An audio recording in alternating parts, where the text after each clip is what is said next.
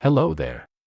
How to turn a PNG or any type of image, JPG, JPEG, or any other, simple pixelated photo into a full-fledged vector image in Adobe Illustrator. That can be enlarged to any size without reducing its pixel quality.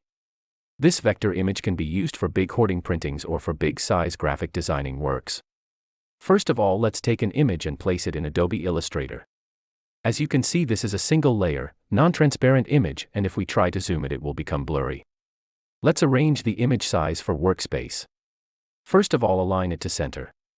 And then press Shift plus Alt and then drag from corner, so that it won't lose the resolution aspect ratio. Now to work on vector image, let's first put this image aside of artboard. To zoom image, hold Alt and scroll up down from mouse. To change image position on artboard, hold space and drag it. Make sure your image is selected.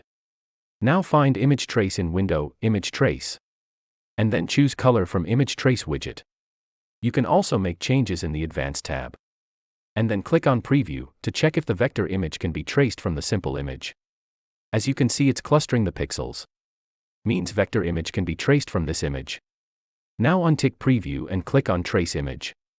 As you can see, the image is traced. Let's work on finding the actual vector image from it. First of all, go to Object, Expand. You will see the tab opened. Object and Fill is selected by default, and you just have to click on OK. Doing this will automatically expand the objects traced in the image into separate objects. And you can see it's now highlighted. Now, because it is still grouped into single object, we need to ungroup it. Go to Object, Ungroup.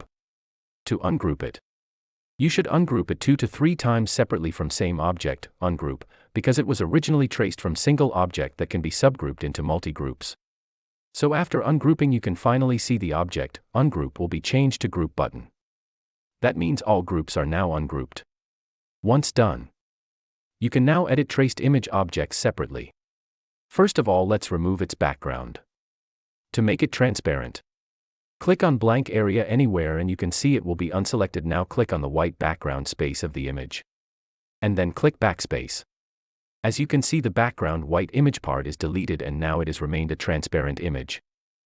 Now you can remove further extra clustered white or unwanted spaces from the traced image. You can select them by holding Shift and select one by one. As you can see, it is a complete vector image that can be enlarged to any amount without pixelated. And when you press Shift plus Ctrl plus D, you can see it is a complete transparent image.